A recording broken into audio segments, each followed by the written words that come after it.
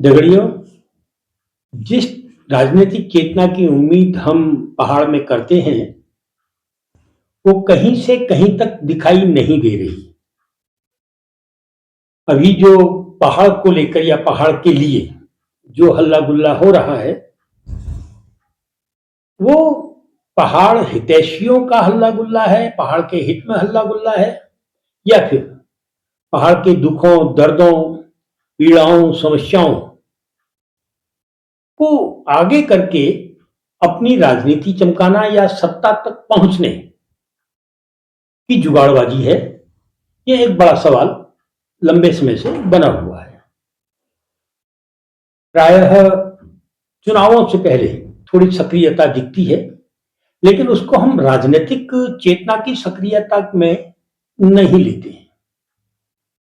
राजनीतिक चेतना की सक्रियता को अगर हम टटोलते हैं पहाड़ में, तो 70 से 80 के बीच में जो वन आंदोलन चला था, उस दौर में जो राजनीतिक चेतना का विकास पहाड़ में हुआ, छात्र आंदोलनों के रूप में, नौजवानों के आंदोलनों के रूप में, महिलाओं के आंदोलनों के रूप में, या पूरे सामाजिक सरोकारों से जुड़े लोगों के आंदोलनों के रूप में, वो फिर नए सिरे से पहाड़ पर नहीं दिखा।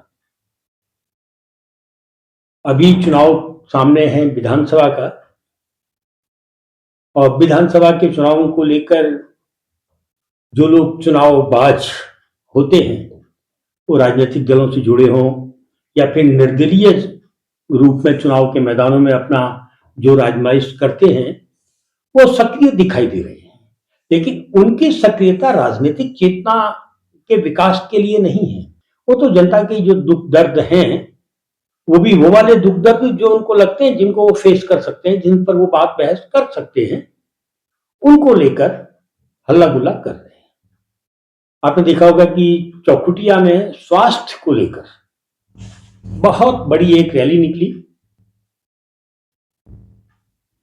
कुछ लोगों ने कहा ये उत्तराखंड क्रांति दल की रैली है, कुछ लोगों ने कहा नहीं, कुछ लोग निर्दलीय रूप से कुछ इंतजाम कर रहे हैं, उनकी रैली है।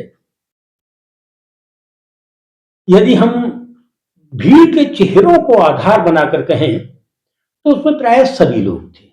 और जो मंच से बार बार कहलवाया जा रहा था या कहा जा रहा था कि गैर राजनीतिक आंदोलन है, वो हास्यास्पद ही था। क्योंकि जब भी ढिंढोरा पीटा जाता है कि राजनीतिक आंदोलन नहीं है, गैर राजनीतिक है, उसका हश्र बहुत बुरा होता है। दिल्ली में पूरे देश ने देखा कि लोकपाल का आंदोलन राजनीतिक आंदोलनों से बचा के रखने के चक्कर में अन्ना का आंदोलन बना दिया, और उसका जितना राजनीतिक इस्तेमाल हुआ, वो अपने में मिसाल है। इसी प्रकार से अभी देहरादून में कई आंदोलन इस बीच में हुए हैं, वो कहते हैं कि हम राजनीतिक आंदोलन नहीं है, और उनका किस तरीके से राजनीतिक इस्तेमाल हो रहा है, ये सब दिखाई दे रहा है। अभी चौखुटिया में जो आंदोलन है, वे लोग देहरादून की ओर पैदल जा रहे हैं। सीधा सा है कि जिस मुद्दे को लेकर आप देहरादून तक जा रहे हैं, वो मुद्दा सिर्फ चौखुटिया का नहीं है, वो तो पूरे पहाड़ का मुद्दा है। भाई, सब जानते हैं कि हमारे जो चिकित्सालय हैं, वो उनके जो मानक होते हैं चिकित्सालय के, उस पर वो खरे नहीं उतर रहे हैं। और इसी को लेकर आंदोलन है कि साहब, चिकित्सालयों का जो मानक है वो खरे नहीं है, तो आप इसको सरकार का फेलियर कहा जाए। और कुछ बिंदु हैं जिनकी मांग उस आंदोलन ने की है। अब सरकार ने आपकी बात सुन ली है, आप उसी बात को सुनाने के लिए आप पैदल देहरादून जा रहे हैं। यदि यही आंदोलन चौखुटिया से एक दल आंदोलन की बात को बद्रीनाथ तक ले जाता, दूसरा केदारनाथ तक ले जाता, तीसरा धारचूला तक ले जाता, चौथा मुंशियारी तक ले जाता, कुछ लोग पिथौरागढ़ तक पहुंचते, कुछ लोग कानपुर तक पहुंचते, कुछ लोग गंगोत्री तक पहुंचते, कुछ लोग यमुनोत्री तक पहुंचते, तो कहा जा सकता था कि अब जनता के बीच एक राजनीतिक चेतना के विकास की शुरुआत हो चुकी है। चिकित्सा क्षेत्र में सरकार का फेलियर समस्या है, लेकिन मुख्य समस्या है पलायन की समस्या। और पलायन के कारण जिस गति से जंगली जानवर बढ़ा है, हम सब जानते हैं, एक एक गांव के हिस्से में 3-3, 4-4 बाघ आ रहे हैं। एक एक गांव के हिस्से में 30-30, 40-40 सुअर आ रहे हैं। एक एक गांव के हिस्से में 3-3, 4-4, 5-5, 6-6 भालू आ रहे हैं।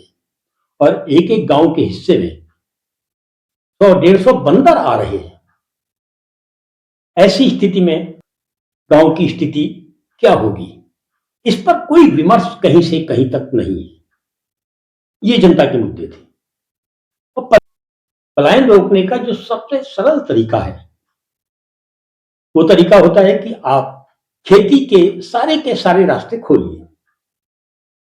लेकिन लैंड जिहाद के नाम पर, अतिक्रमण के नाम पर जो एक राजनीति देहरादून अभी कर रहा है, उससे स्पष्ट हो गया है कि कृषि क्षेत्र का विकास ये वाली सरकार जो वर्तमान में है, या पूर्व में कांग्रेस के रूप में जो सरकार रही है, वो कृषि विकास का, कृषि क्षेत्र के विकास की बात तो नहीं करेगी। अभी आपने देखा होगा कि बहुत अधिक जमीन जो वन पंचायतों के रूप में जनता के पास थी, वह कांग्रेस सरकार के दौरान सीधे सीधे वन विभाग के अधीन कर दी गई है। कहने को वन पंचायत ही नाम रखा गया है, लेकिन नियमानुसार कानून के हिसाब से वो अब ग्राम वन बना दिए गए हैं। ग्राम वन मतलब सरकार की संपत्ति, वन विभाग की संपत्ति। वन पंचायत का मतलब होता था जनता की संपत्ति, जनता के अधिकार क्षेत्र की संपत्ति। तो जमीन का एक बहुत बड़ा हिस्सा वन पंचायतों के रूप में जो जनता का था, जहां बहुत अधिक विकास की संभावनाएं हमारे पास थी, वो हमसे छीन लिया गया है। ये किसके दौर में हुआ? कांग्रेस के दौर में। भारतीय जनता पार्टी चाहती तो कांग्रेस के इस जन विरोधी कर्म के खिलाफ कुछ फैसले लेती, लेकिन तू दो हाथ तो मैं चार हाथ के सिद्धांत पर भारतीय जनता पार्टी ने सीधे सीधे अतिक्रमण विरोधी अभियान उस जनता के ऊपर चलाया जिस जनता के पास अब जमीन बची ही नहीं है। खैर, राजनीतिक चेतना की जब हम बात करते हैं तो सीधी सीधी बात करते हैं, जल की बात करते हैं, जंगल की बात करते हैं, जीवन की बात करते हैं। उत्तराखंड क्रांति दल के लोग शायद भूल गए कि जब इस संगठन का गठन हो रहा था, तब देश के महान विद्वान डॉक्टर डी पंत, जो अपने क्षेत्र के महान विद्वानों में से एक हैं, उन्होंने एक पंक्ति कही थी, पहाड़ की जवानी और पहाड़ का पानी। यानी उन्होंने जल, जंगल, जमीन के साथ जीवन को जोड़ते हुए एक नारा दिया था, पहाड़ का पानी, पहाड़ की जवानी। इस नारे को समझने की कोशिश स्वयं उत्तराखंड क्रांति दल के लोग नहीं कर रहे हैं। उन्होंने इसको अपना एक मातृ नारा बनाने ही नहीं दिया। भारतीय जनता पार्टी, कांग्रेस, अन्य राजनीतिक दल तो खैर इस नारे से इतना डरे हुए थे तब जब ये नारा सामने आया था कि उन्होंने जानबूझकर उत्तरांचल के नाम से ही एक नया आंदोलन शुरू करा के पूरा का पूरा पृथक पर्वतीय राज्य का आंदोलन ही झपट लिया था। खैर, इस विषय में मैं कई बार आ चुका हूं, फिर आऊंगा। लेकिन आज की तारीख में 2027 में विधानसभा के चुनाव होने हैं और पहाड़ में कहीं से कहीं तक राजनीतिक चेतना पर काम करता हुआ कोई भी समूह दिखाई नहीं दे रहा है।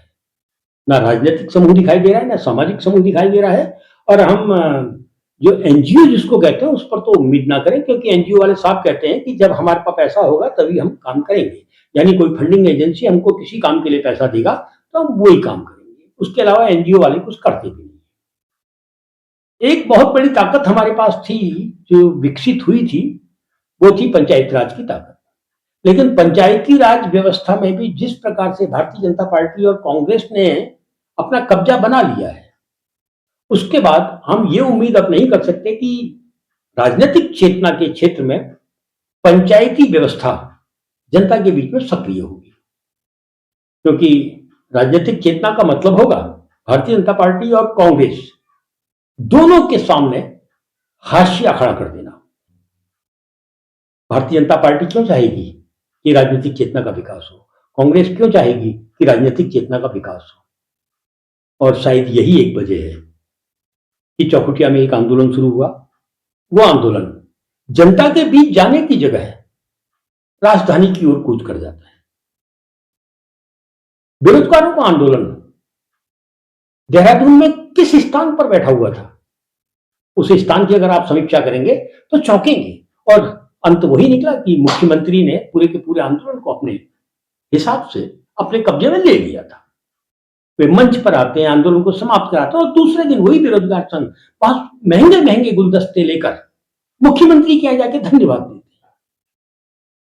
और सीबीआई जांच अभी शुरू नहीं हुई है, लेकिन मुख्यमंत्री को वही बेरोजगार संघ धन्यवाद देने पहुंच जाता है। राजनीतिक चेतना का जो रास्ता देहरादून के आंदोलन से पहाड़ की ओर आना था, वो मुख्यमंत्री आवास की ओर गया।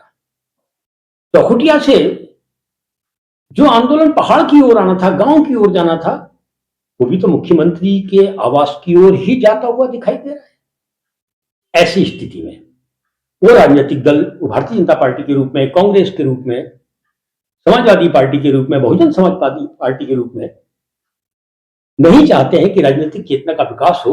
वो तो फूलकर कुप्पा हुआ जाते होंगे,